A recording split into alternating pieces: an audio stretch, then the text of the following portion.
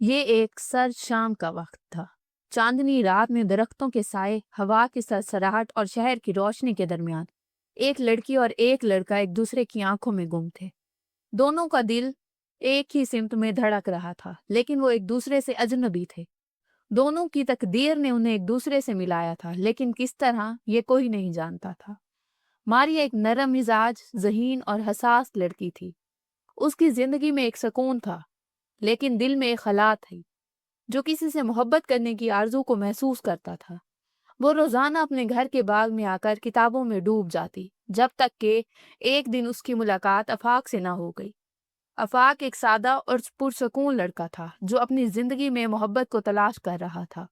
شروع میں آفاق اور ماریا ایک دوسرے سے اجنبی تھے، لیکن جب آفاق نے ماریا کو سماجی میڈیا پر میسیجز بھیجنا شروع کیے تو وہ دونوں ایک دوسرے کے ساتھ اپنی زندگی کی تکالیف اور خوشیوں کو بانٹنے لگے۔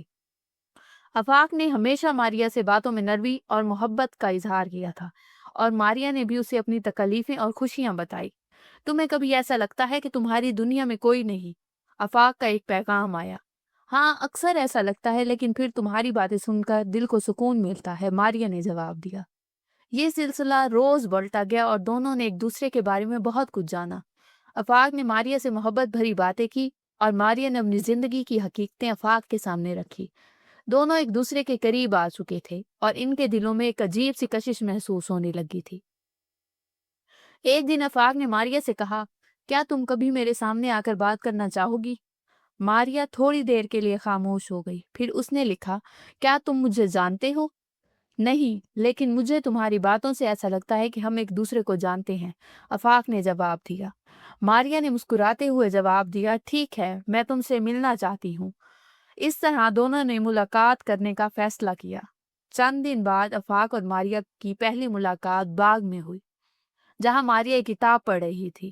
آفاق اس کے سامنے آ کر کھڑا ہو گیا۔ ماریا نے حیرانی سے اسے دیکھا اور فوراً پہچان لیا کہ یہ وہی شخص ہے جس سے وہ میسیجز کے ذریعے بات کرتی تھی۔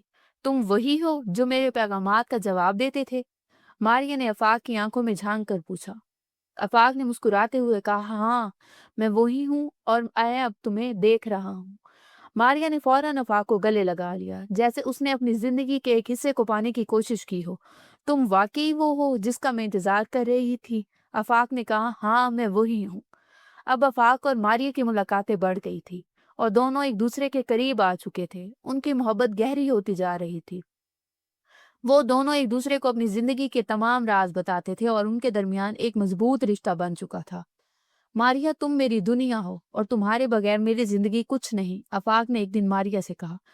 ماریا نے آفاق کی طرف محبت بھری نظروں سے دیکھا اور کہا، تمہارے بغیر میری دنیا بھی خالی ہے آفاق۔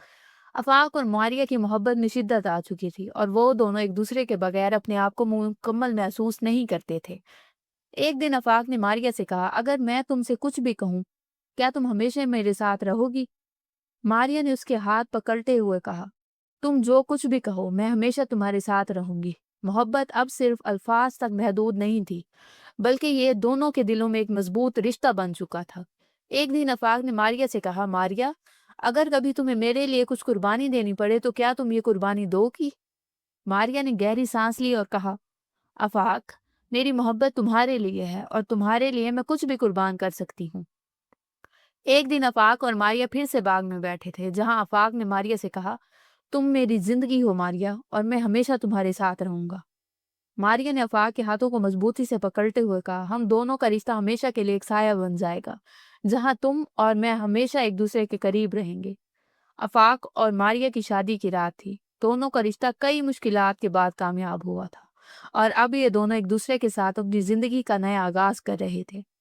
شادی کی رات جب ماریا اپنے سونے کے کمرے میں تیار ہوئی تھی، آفاق نے اس کے قریب آ کر اس کا ہاتھ پکڑا۔ اس کی آنکھوں میں محبت اور شدت کی جھلک تھی۔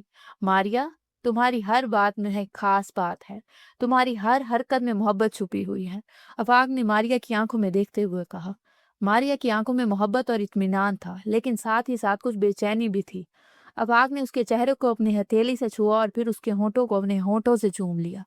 ماریا کا دل تیز تیز دھڑکنے لگا اور وہ لمحہ ایک خواب کی طرح گزر گیا۔ آفاق نے ماریا کو اپنی باہوں میں لے لیا اور پھر اس کے جسم پر اپنے پیار کے نشان چھوڑنے لگا۔ उसने मारिया की गर्दन को चूमते हुए कहा, तुम मेरा साया हो और मैं हमेशा तुम्हारे साथ रहूंगा। उसकी हर हरकत में मोहब्बत की शिद्दत थी और मारिया ने खुद को उसके हाथों में खो दिया।